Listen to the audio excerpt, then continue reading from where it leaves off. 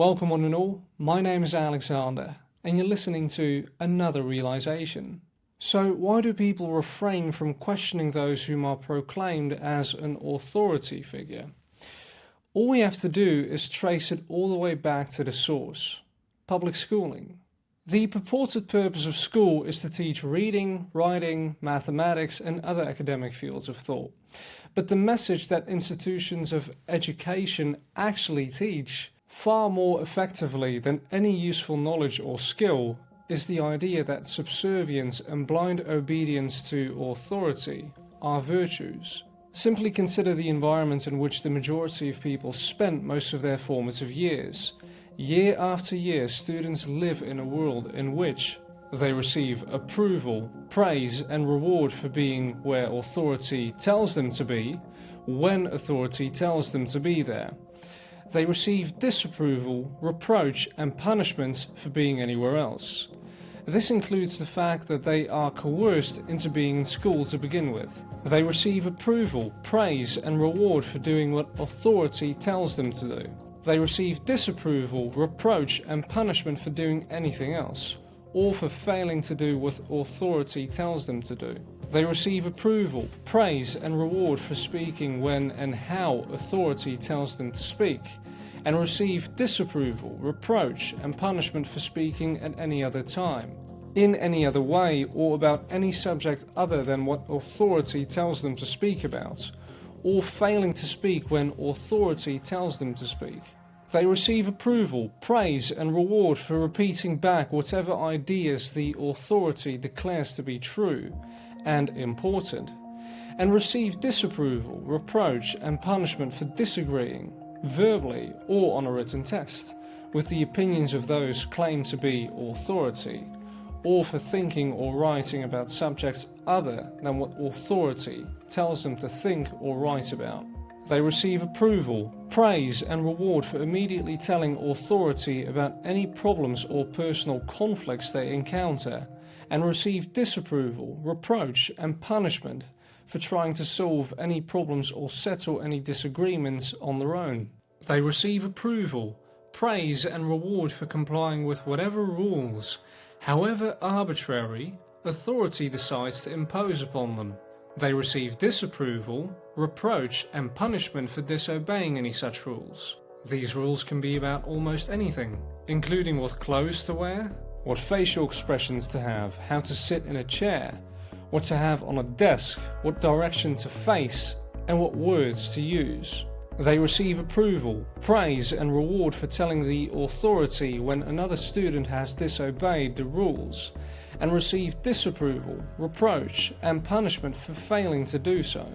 The students clearly and immediately see that in their world there are two distinct classes of people: masters, which in this case are the teachers, and subjects, which are the students, and that the rules of proper behavior are drastically different for those two groups. The masters constantly do things that they tell the subjects not to do, boss people around, control others via threats, take property from others, etc. This constant and obvious double standard teaches the subjects that there is a very different standard of morality for the masters than there is for the subjects. The subjects must do whatever the masters tell them to do, and only what the masters tell them to do, while the masters can do pretty much anything they want. Not long ago, the masters would even routinely commit physical assaults, i.e. corporal punishment, against subjects who did not quickly and unquestioningly do as they were told, while telling the subjects that it was completely unacceptable for them to ever use physical force, even in self-defense, especially in self-defense against the masters. Thankfully, the use of regular, overt physical violence by teachers has become uncommon. However, though the force has become less obvious, the basic methods of authoritarian control and punishment remain. Now consider why humans are so quiescent in the presence of moral relativism, when laws get repealed and made up out of nowhere and differ with location and time. At one time it's perfectly fine for you to do this, the next time it's a crime. when, as we've mentioned before, morality is objective and is not dependent upon location, time, or individual whims? Well, in the classroom setting, the authority can change the rules at will, can punish the entire group for what one student does, and can question or search any student, or all students, at any time. The authority is never seen as having any obligation to justify or explain to the students the rules it makes, or anything else it does. And it is of no concern to authority whether a student has a good reason to think that his or her time would be spent being somewhere else, doing something else, or thinking about something else. The grades the student receives, the way he is treated, the signals he is sent, written, verbal, and otherwise, all depend on one factor: his ability and willingness to unquestioningly subvert his own desires, judgments, and decisions to those of authority. If he does that, he is deemed good. If he does not, he is deemed bad.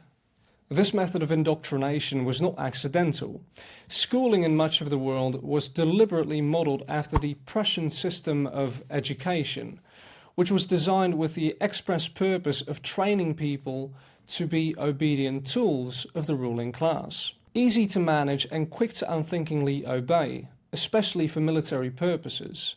As it was explained by Johann Fichte, one of the designers of the Prussian system, the goal of this method was to fashion the student in such a way that he simply cannot will otherwise than what those in authority want him to will. All the time, the system was openly admitted to be a means of psychologically enslaving the general populace to the will of the ruling class. And it continues to accomplish exactly that, all over the world. The reason most people do whatever authority tells them to do, regardless of whether the command is moral or rational, is because that is exactly what they were trained to do. Everything about authoritarian schooling and authoritarian parenting, even the modern version that pretends to be caring and open-minded, continually hammers into the heads of the youngsters the notion that their success, their goodness, their very worth as human beings is measured by how well they obey authority. It is commonly held that unless children are taught to respect and obey authority, they will be like wild animals, stealing, assaulting, and so on. But being obedient in and of itself merely means that instead of the individual using his own judgments, he will defer to the judgments of those who seek and acquire positions of power. Some of the most immoral, corrupt, callous, malicious, dishonest people on earth. Training people to be merely obedient only prevents animalistic behavior if the supposed authority does not itself condone and command theft and assault, as every government in history has done in the name of taxation and law enforcement.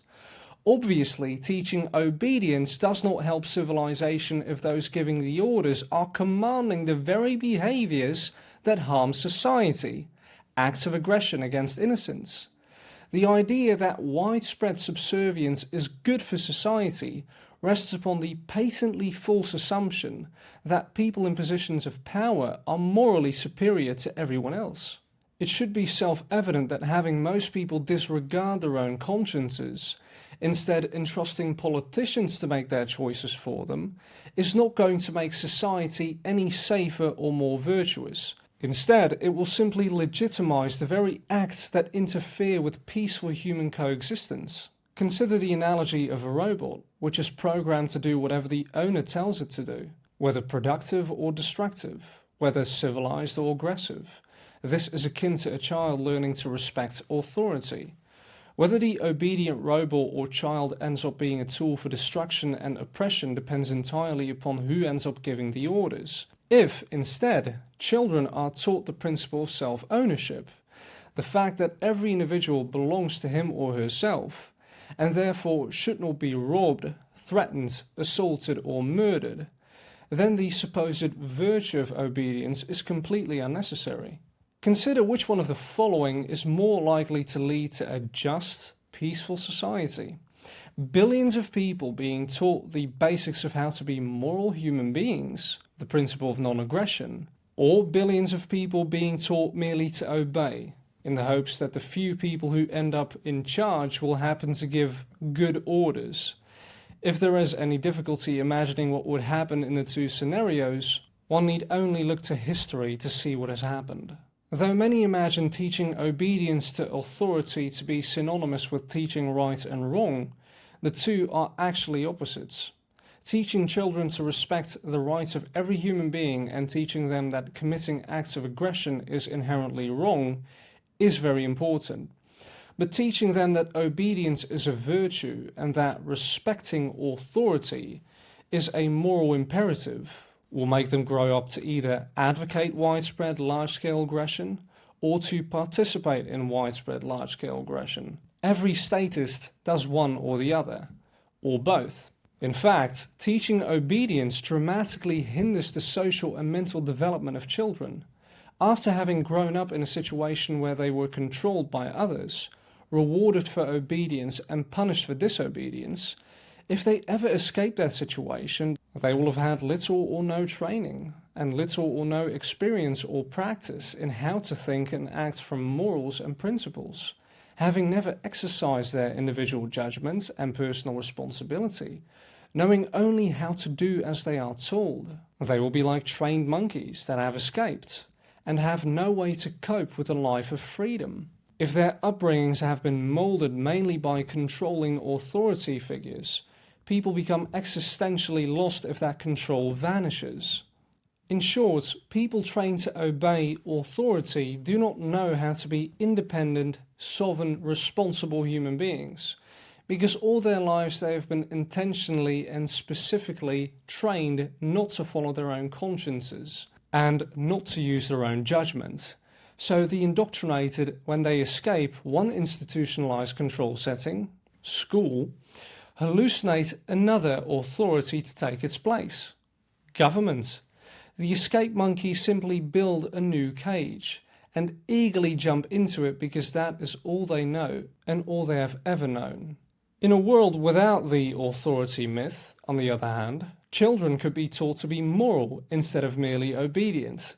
They could be taught to respect people instead of respecting the inhuman, violent monster called government. People are more comfortable with whatever they are accustomed to and fear the unknown. People are so attached to whatever is familiar to them that even those who live in very high crime areas or war zones rarely leave the world they know to search for something better.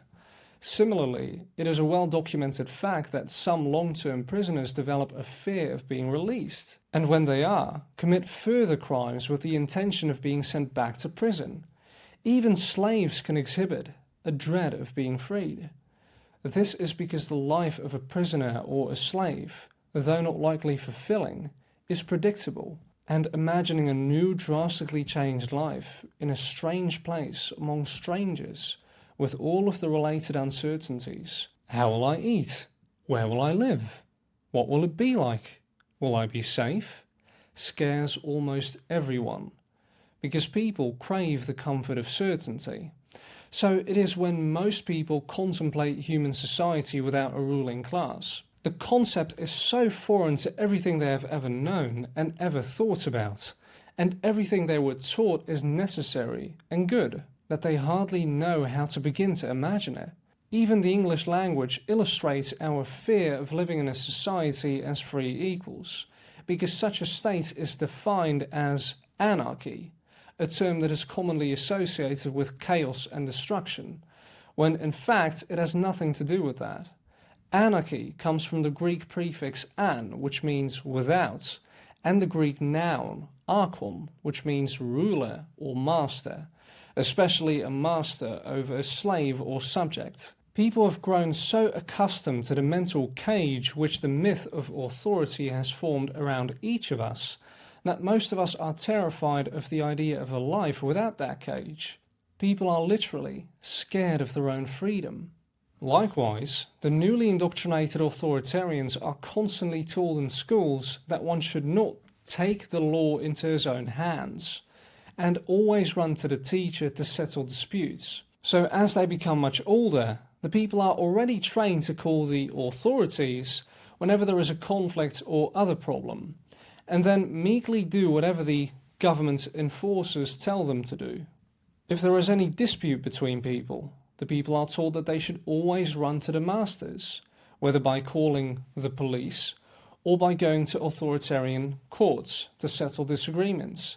When discussing societal challenges, the well-trained subjects of the state talk in terms such as they should pass a law or they should make a government program.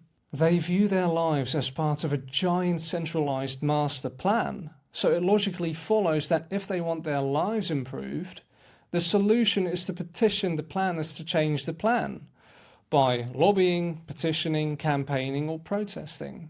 All cul-de-sacs that are designed to keep you in the loop.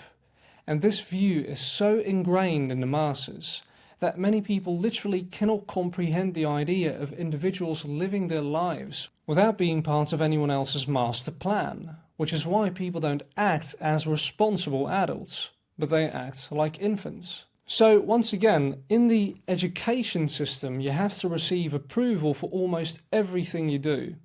What to think, how to speak, when to speak, where to be, when you can go to the bathroom, when you can eat, when you can leave, etc. This is also why people grow up always seeking approval from people other than themselves, because this is all they do since the time they are a small child in the first grade, all the way up to when they're full-grown adults, always needing approval from an authority figure, which in the latter case is the teacher, and as you become much older, this teacher becomes a government, whom you put on that now empty pedestal when you leave the school system.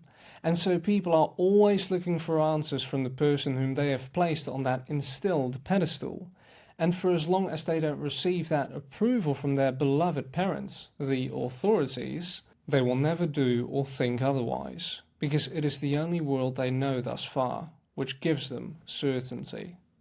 But there is one thing that can help people to get out of that state: their imagination. Without the creative mind, one cannot imagine a world outside of the boundaries of the system.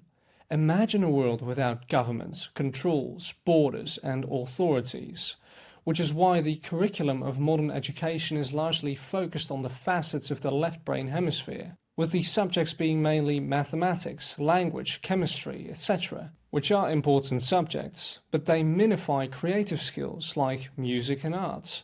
They largely exclude the right brain intuitive and creative capacities in their curriculum, so that a human being literally can only see things in terms of structures and systems, and the programmed inputs of the aforementioned output.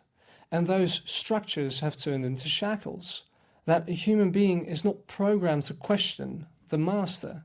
Only when the voice of truth can become so widespread that it will gain traction in the minds of people, then imagination can be guided in the individual, so that he or she starts to think for him or herself, as well as by learning how to think, how to know and discern truth from falsehood, by learning the trivium, which is and never will be taught at regular public schools, for the exact reason that it will give the pupil a tool set with which he or she can discern truth from lies and unreality, that this system is so replete with, and that is the last thing they want.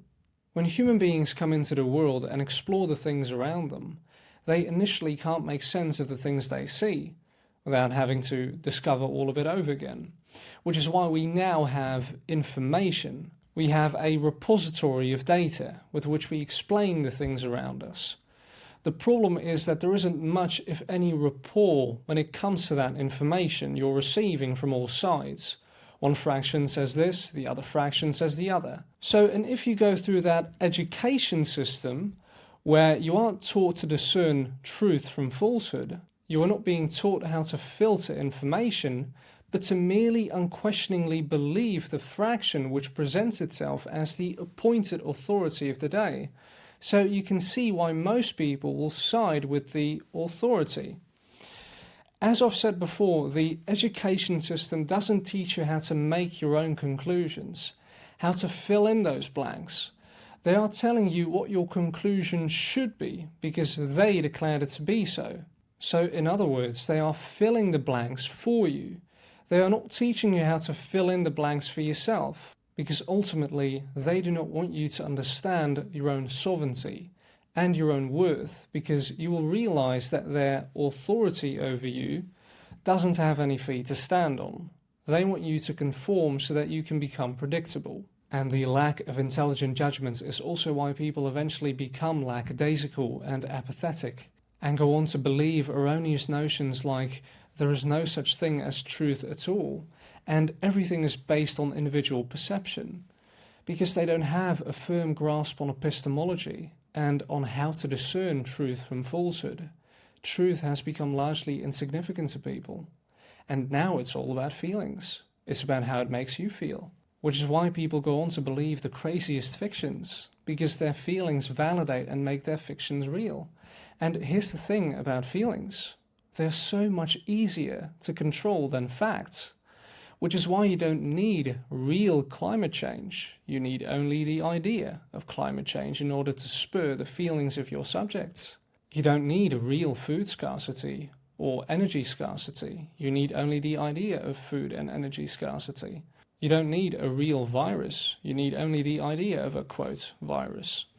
The idea is the most resilient parasite, highly contagious. It is the real virus. And without a proper toolset with which to ascertain the validation of any claim, it becomes almost impossible to eradicate, which is why understanding the hidden knowledge of human psychology specifically is paramount. For you would understand that an idea that is acted upon reflects itself upon its corresponding nature. As above, so below. An idea does not have to be real in order for it to have an effect. If you know my work by now, you will probably understand that the thesis of contagion and immunity is disprovable because it lacks evidence. But the idea can be real somewhere else. Consider the thesis of contagion and immunity as a metaphor. The contagion is alluding to the viruses that are being spread as ideas, that are meant to poison the worldview of the individual. And immunity is the ability to discern reality from fiction. Thus, it has no effect on him or her, but it will have an effect on those who do not possess that ability, or the immunity in the context of the allegory. And with this, I just wanted to show you how the universe works, how everything is reflected. An idea does not have to be real in order for it to have an effect, which shows you just how critical it is to possess intelligent judgment. But the majority is not paying attention, nor are they spending any time to pay attention, because such currencies are being spent on mundane, frivolous means to pointless ends, which is why humanity appears to be devoid of the things they truly need, because the currencies are not being spent correctly. If you are paying attention, ultimately, you are the one who has to learn how to fill in those blanks by learning how to filter through logical fallacies and inconsistencies and to the heart of the truth. You shouldn't just believe anything because it comes from the biased mainstream media or the alternative media, which largely falls prey to a whole lot of other lies and fallacies. There is no side to pick here. You need to side with truth. That's what you need to side with. Is it true? Is it moral? And that's what you need to get to. The ability to exercise intelligent judgment.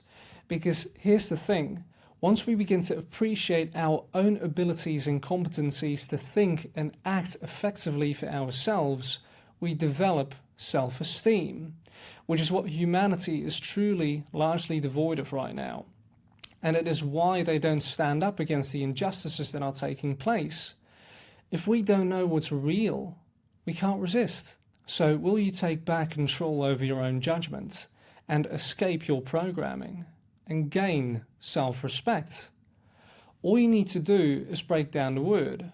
Self, as in yourself. Re, as in again. And spectate, as in to look at.